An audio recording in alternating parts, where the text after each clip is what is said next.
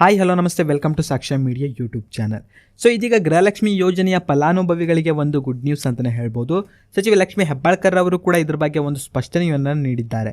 So ಇದೀಗ ನಾವು 20 ಹಾಗೂ 21ನೇ ಕಂತಿನ ಹಣವನ್ನು ಜಮಾ ಮಾಡ್ತೇವಂತ. ಸೊ ಇದು ಬಂದ್ಬಿಟ್ಟು ಏಪ್ರಿಲ್ ಹಾಗೂ ಮಾರ್ಚ್ ತಿಂಗಳಿನ ಒಂದು ಕಂತಿನ ಹಣ ಆಗಿರುತ್ತೆ.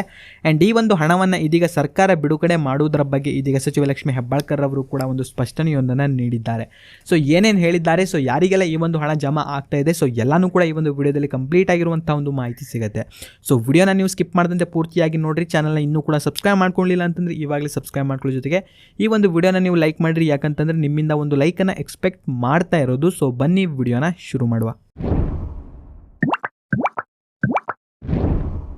ಕಾಂಗ್ರೆಸ್ನ 5 ಗ್ಯಾರಂಟಿ ಯೋಜನೆಗಳಲ್ಲಿ ಗೃಹಲಕ್ಷ್ಮಿ ಯೋಜನೆಯು ಕೂಡ ಒಂದು.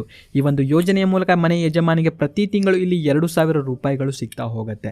ಸೊ ಇಲ್ಲಿಯವರೆಗೆ ಟೋಟಲ್ ಆಗಿ ಇದೀಗ 19 ಕಂತಿನ ಹಣವನ್ನು ಈ ಒಂದು ಗೃಹಲಕ್ಷ್ಮಿ ಯೋಜನೆಯ ಫಲಾನುಭವಿಗಳಿಗೆ ನೀಡಲಾಗಿದೆ. ಅಂತಂದರೆ 38,000 ರೂಪಾಯಿಗಳು ಈ ಒಂದು ಯೋಜನೆಯ ಮೂಲಕ ಗೃಹಲಕ್ಷ್ಮಿ ಯೋಜನೆಯ ಖಾತೆಗಳಿಗೆ ಈ ಒಂದು ಹಣ ಇದೀಗ ವರ್ಗಾವಣೆಯಾಗಿದೆ. ಆ್ಯಂಡ್ ಇದೀಗ ಸಚಿವೆ ಲಕ್ಷ್ಮಿ ಹೆಬ್ಬಾಳ್ಕರ್ ಅವರು ಈ ಒಂದು ಗೃಹಲಕ್ಷ್ಮಿ ಯೋಜನೆಯ ಬಗ್ಗೆ ಕೆಲವೊಂದಿಷ್ಟು ಮಾಹಿತಿಯೊಂದನ್ನು ನೀಡಿದ್ದಾರೆ.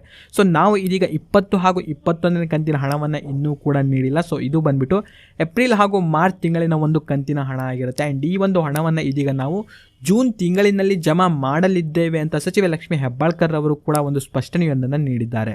ಆ್ಯಂಡ್ ಇನ್ನು ಮೇ ತಿಂಗಳಿನಲ್ಲಿ ಒಂದು ಕಂತಿನ ಹಣವನ್ನು ಇದೀಗ ಸರ್ಕಾರ ಬಿಡುಗಡೆ ಮಾಡಲಾಗಿತ್ತು. ಸೊ ಇದು ಬಂದ್ಬಿಟ್ಟು ಮೇ ತಿಂಗಳಿನ ಒಂದು ಕಂತಿನ ಹಣ ಆಗಿರುತ್ತೆ. ಸೊ ಇದೀಗ ಜೂನ್ ತಿಂಗಳು ಬಂದಿರೋದ್ರಿಂದ ಸೊ ಜೂನ್ ತಿಂಗಳಿನಲ್ಲಿ 3 ಕಂತಿನ ಹಣವೂ ಕೂಡ ಇದೀಗ ಜಮಾ ಆಗಬೇಕಾಗಿದೆ. 20, 21 ಹಾಗೂ 22ನೇ ಕಂತು.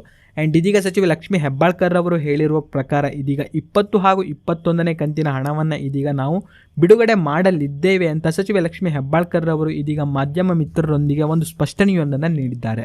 ಆ್ಯಂಡ್ ಈ ಒಂದು ಹಣ ಬಂದ್ಬಿಟ್ಟು ಎಕ್ಸಾಕ್ಟ್ಲಿ ಈ ಒಂದು ಡೇಟ್ನಲ್ಲೇ ಬರಲಿದೆ ಅಂತ ಒಂದು ಮಾಹಿತಿ ಇನ್ನೂ ಕೂಡ ಬಂದಿಲ್ಲ.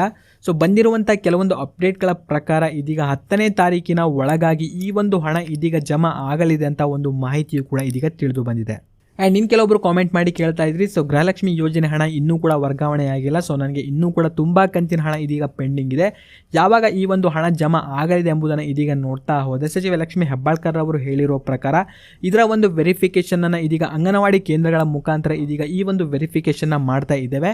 ಸೊ ಕೆಲವೇ ದಿನಗಳಲ್ಲಿ ಈ ಒಂದು ವೆರಿಫಿಕೇಷನ್ನು ಕೂಡ ಕಂಪ್ಲೀಟ್ ಆಗಿದ ನಂತರ ಈ ಒಂದು ಹಣಗಳು ನಿಮ್ಮ ಒಂದು ಖಾತೆಗೆ ಬಾಕಿ ಇರುವಂತಹ ಎಲ್ಲ ಕಂತುಗಳು ಇದೀಗ ಒಂದೇ ಸಲ ಜಮಾ ಆಗಲಿದೆ ಅಂತ ಒಂದು ಮಾಹಿತಿಯು ಕೂಡ ಇದೀಗ ಸಚಿವೆ ಲಕ್ಷ್ಮಿ ಹೆಬ್ಬಾಳ್ಕರ್ ಅವರು ನೀಡಿದ್ದಾರೆ. ಸೊ ಇದರಿಂದಾಗಿ ಯಾರೂ ಕೂಡ ವರಿಪಡುವಂತಹ ಒಂದು ಅವಶ್ಯಕತೆ ಇರೋದಿಲ್ಲ. ಸೊ ಯಾವುದೇ ಕಾರಣಕ್ಕೂ ಈ ಒಂದು ಯೋಜನೆ ಇದೀಗ ಕ್ಯಾನ್ಸಲ್ ಆಗೋದಿಲ್ಲ ಅಂತ ಒಂದು ಮಾಹಿತಿಯು ಕೂಡ ಇದೀಗ ತಿಳಿದು ಬಂದಿದೆ.